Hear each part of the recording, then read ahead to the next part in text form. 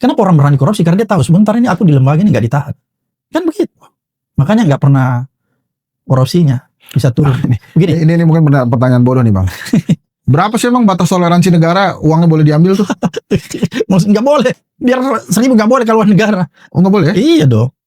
Bukan soal besarnya. Oh bukan soal besar. Iya, bukan soal besar. Tapi KPK itu diberikan dalam undang-undang karena kan dia sedikit infrastrukturnya nggak seperti. Maka dia dibatasi. Dia cuma bisa korupsi yang besar pada saat itu 1 M lebih kan gitu ya. Baru KPK tundang. Baru KPK tangani, tapi di bawah itu kejaksaan bisa tangani gitu. Karena kan dia infrastrukturnya gitu. Begini Mas, saya ingin memberikan sedikit ilustrasi. Kenapa Cina bisa sukses dalam pemberantasan korupsi? Georgia dulu itu negara yang ada di Eropa itu terkenal banget korup. Tapi sekarang dia udah bersih. Kenapa? Ada 3 hal dia lakukan. Pertama, dia melakukan hukuman berat tanpa pandang bulu.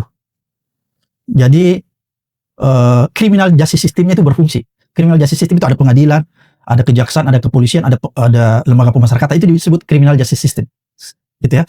Jadi semua itu berjalan sebagaimana mestinya. Sampai di lembaga pemasyarakatan kalau dia punya nggak bisa dia keluar. Jadi hukumannya berat ya, tanpa pandang bulu. Kemudian yang kedua, mereka rata-rata punya undang-undang perampasan aset.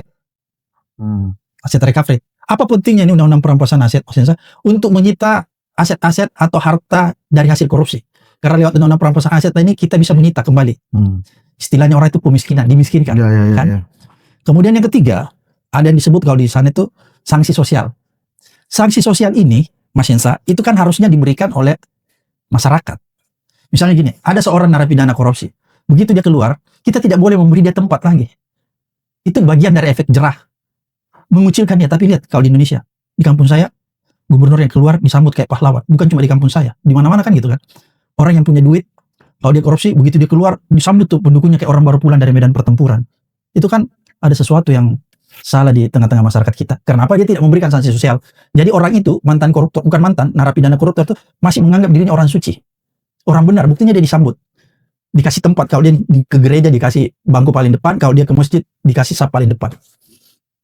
Rakyat tidak memberikan sanksi sosial, rakyat justru apatis. Ini terjadi juga di negara-negara luar, Mas Yensa. Di Cina juga begitu, rakyatnya agak mirip-mirip. Tapi pemerintahnya ngeh. Dia lihat, wah, ini gawat. Rakyatku tidak memberi sanksi sosial. Makanya pemerintahnya yang bertindak. Bagaimana caranya pemerintah bertindak? Dia menarik sanksi sosial itu ke dalam bentuk undang-undang. Pasti pertanyaan Mas Yensa, bagaimana caranya?